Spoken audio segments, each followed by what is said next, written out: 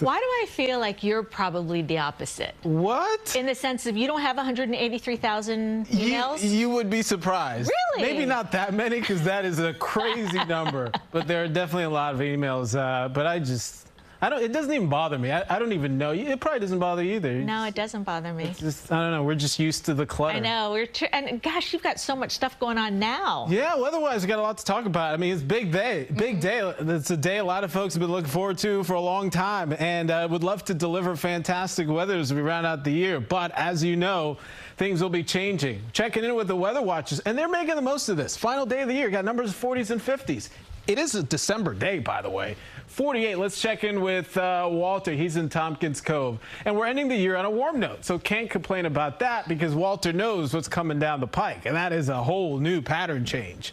Let's talk about this first. It's the rain coming in, and the rain's still hours away, but this whole mess that's bringing showers from Chicago to Cincy all the way up to Detroit, that is what's going to kind of get in the way of any New Year's Eve plans. But of course, the story is not just the rain. It's also the fact that this brings a big pattern change our way. Look at the temperatures. These are the numbers lurking on the other side. Once the front moves through, it will unleash some of this cooler air. Chicago's 40, Sioux Falls is in the 30s, and there are 20s too behind it. That is our air in a matter of days. 50s, not all that bad right now. There are 40s to the north in Scarsdale. Here's where we go from here.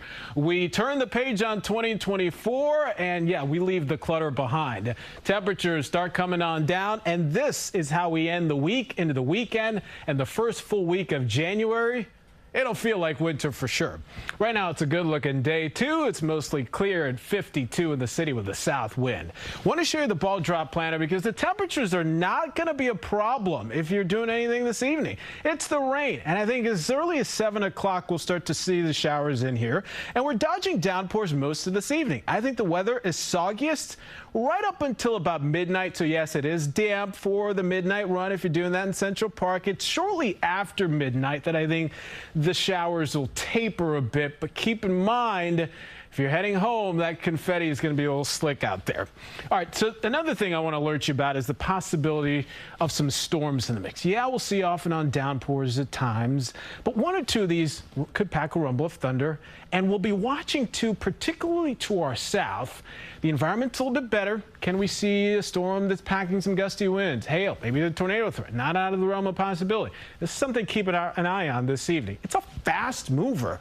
But even in a short amount of time, can we cash in on maybe a half-inch rain to end the year? Then the system goes by. The winds tomorrow accelerate. It's a blustery day. That's how we kick off the new year. And then I mentioned cold air coming in. Could the pattern turn active so by next week, we got a snow chance to talk about into Monday? Stay tuned on that part of the forecast. In the meantime, have the ponchos ready for tonight's rain moving in. Tomorrow may not be completely dry. It's still fairly unsettled, a bit on the breezy side at 50 degrees. But after that, 50s are long gone from 40s to 30s. And we're layering up city by the weekend. All right, Tony, thank you.